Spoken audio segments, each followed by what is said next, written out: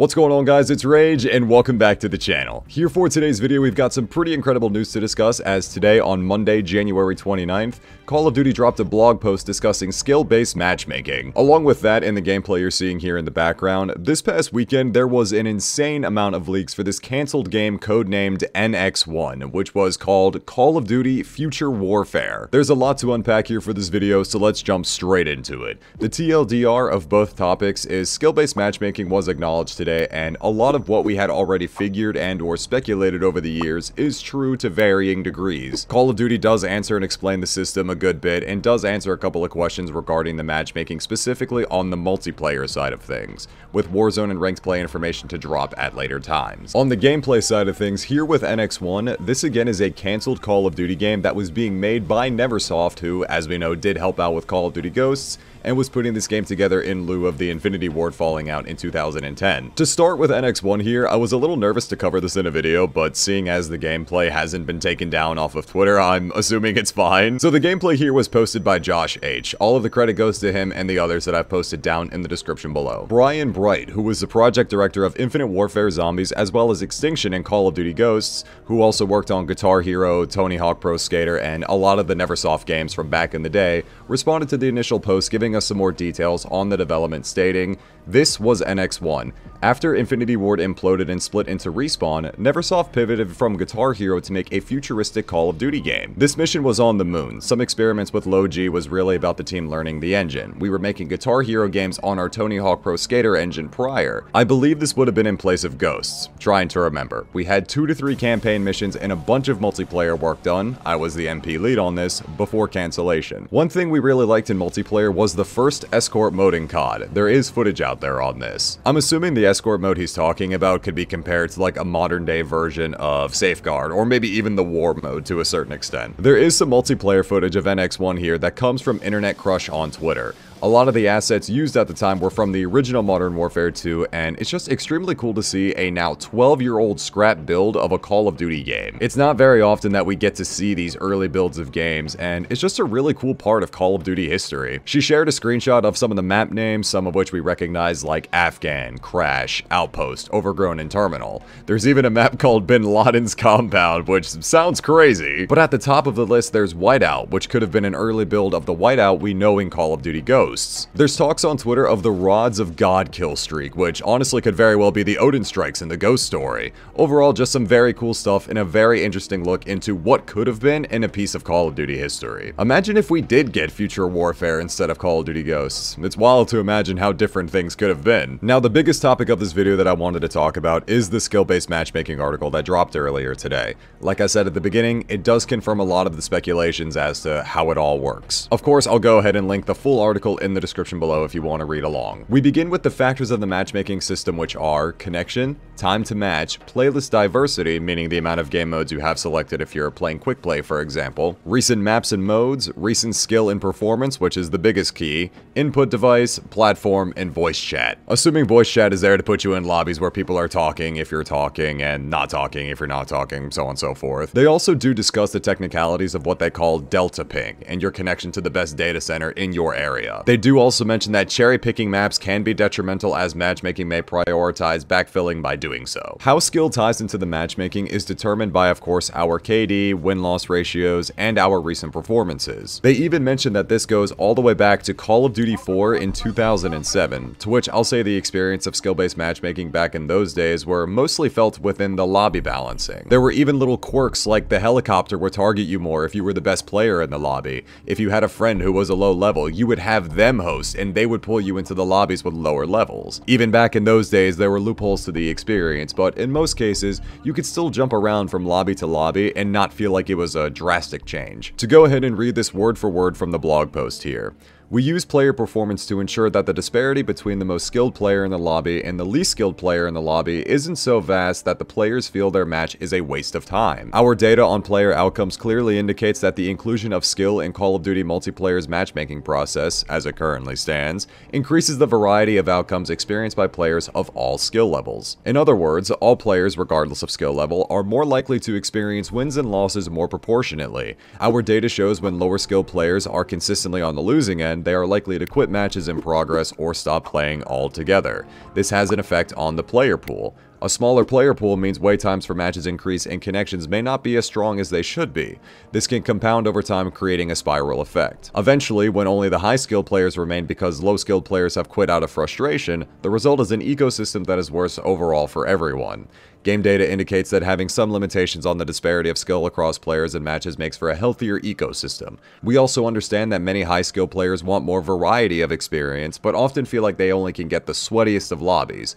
We have heard this feedback clearly and will continue to test and actively explore ways to mitigate this concern. So basically, in short, if you're an above-average player, you'll be put into lobbies with similar skill, and the only difference is really who wants to win more that game. That's why it can feel very frustrating if you're someone who is an above-average player but are focusing on other things than winning, like completing camo challenges, leveling weapons, whatever it may be. It's mentioned that lower skilled players tend to quit or stop playing altogether if they're getting stomped, which I completely understand. Like any game franchise really, the focus is on player retention and keeping as many players playing the game as possible, which again I feel like is also a drastic change in how gaming as a whole may be, that there's a want of instant gratification for newer players and wanting to be good right away instead of going through the hardships of getting better at the game. If all low skill players quit and it's only the high skill players remaining, then it becomes a less enjoyable experience for the remaining higher skilled players and every lobby feels sweaty. I totally get that. But I am very curious to see how the concern will be mitigated, as it was just stated that the skill between the best and worst player in the lobby isn't so vast, but again,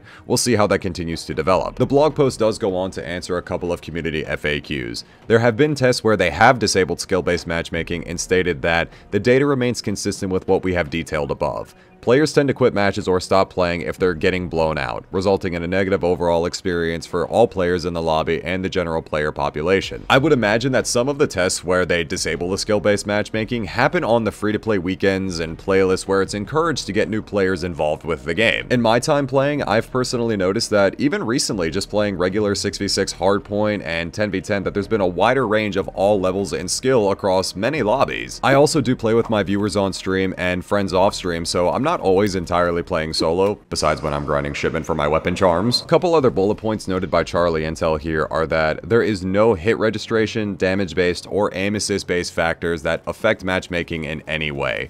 Purchasing store bundles like skins and Black Cell does not have an effect on matchmaking in any way. There is no AI in Call of Duty Multiplayer. Content creators do not get special treatment with matchmaking. Player engagement in time played is not considered in matchmaking either. So no matter how much you play the game or how much money you spend on it, it does not have an effect on your matchmaking. Of course, there's been the exploratory patents that have leaked over the years, but they have not been implemented into the matchmaking.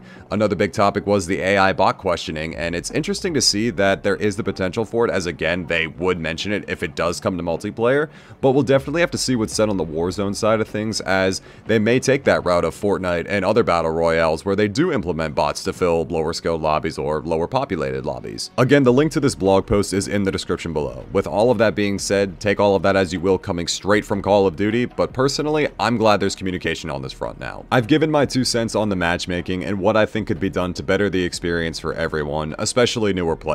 Given everything that's been talked about, again, it's very clear that the focus is on player attention, which we all figured at the end of the day. They want players of all skill levels playing the game, and especially want new players to get involved too, of course. Now, I know I'm going to sound like a grandpa here, but speaking from personal experience, back when I first started playing Call of Duty 16 years ago, back in COD 4, 2007, I was awful. I had a negative KD, I would be getting stomped in those lobbies where I'd be getting airstrikes and helicopters dropped on my forehead, but I wanted to be the one to do that. I learned to be that player in the lobby by consistently playing, by watching YouTubers and studying the kill cams of the best players in these lobbies, and would try to replicate that. It took a lot of time, but I eventually got to a positive KD, and I became the one that was dropping the airstrikes and helicopters on everyone's forehead. That's how it works really in all skills of life. You have to put in the time to get better. The current system does keep newer players playing the game, but I feel like it stops them from truly improving, as they don't seem to experience experience the growing pains. I can definitely understand it's a different time, and again, maybe there is this thing with instant gratification where newer players would want to hop on and feel like they can be the best player in the world immediately, and the game will keep them within that realm for X amount of time. It's there to keep newer players on the game because us experienced players are still going to be playing the game. I still think that there could be a way to gauge a player's skill and experience within a certain amount of time played with the heavier skill-based matchmaking, and then once they cross a threshold of time played or experience gained, then it goes back to the matchmaking of old where every lobby could be vastly different. Because by a certain point, newer players aren't new anymore and are familiar with how the games work and are played, but again, this is an ongoing discussion and we'll just have to see how everything plays out going into the future. I do believe the heavier emphasis on skill-based matchmaking should be in ranked play as we currently have, and we'll see how that along with Warzone will be discussed. I understand why skill-based matchmaking is in the game, and I think the only way that things will change is that if there is a drastic shift in the player attention, especially with more longtime fans of the franchise. For me personally, I really do love Call of Duty and do enjoy the new Modern Warfare 3 as it fulfills seeing Modern Warfare 2 Remastered multiplayer maps along with the new content. I enjoy the game as it feels like a fresher arcadey take on the new style of Modern Warfare and bringing back the incredible maps along with core fundamentals like the red dots and dead silence, along with the feeling of the gunplay and sniping especially. I try to not let the matchmaking system get to me too much. I don't really try to win every single game, but I do try to just hit some clips and get some good gameplay. Oddly enough, it's always been the drive of chasing dopamine and hitting COD clips that keeps me going. But yeah, skill-based matchmaking isn't going anywhere for the foreseeable future. It'll definitely be interesting to learn more about the Warzone side since that's the big free-to-play experience and how that all affects the system, but we'll just have to see what's said. I do think it's very important to note that skill-based matchmaking isn't something that the devs at really any studio, whether it be Sledgehammer, Treyarch, Infinity Ward, Raven, Beanox, High Moon, whoever it may be, are able to adjust the skill based on their own, and with that, I again try to not let the effects of skill-based matchmaking take away from what we have at a face value. I again view Modern Warfare 3 as the best new Modern Warfare and do think that it and Black Ops Cold War are the best Call of Duties in this Warzone era. I don't let skill-based matchmaking take away from my enjoyment of the game at a face value. It's totally different if you don't like the Modern Warfare 2 remastered maps, movement, feeling of gunplay, whatever it is, and if skill-based matchmaking is a cherry on top, I can definitely understand that frustration, but that's just my opinion on the matter. This has been an ongoing thing for the past 5 Call of Duty games. I'm not jumping over joy for sweaty lobbies. I understand the implication of skill-based matchmaking and just simply try to enjoy the game and making content on it for what it's worth. With all that being said, that's going to go ahead and wrap it up for this video. Just wanted to sit down and make a little commentary covering everything, so I hope you all enjoyed listening, and do let me know if you all like this style of video. It feels kind of good to sit down and make these classic kind of commentaries every once in a while. I'm very glad we do have some communication from Call of Duty on this, but this is going to be an ongoing thing, so we'll just have to see what happens. Let me know what you all think of the article and the NX1 gameplay down in the comment section below. Thank you all so much for watching. Leave a like if you guys enjoyed, subscribe if you're new. It's been Rage, and I will talk to you guys later. Take care, everybody.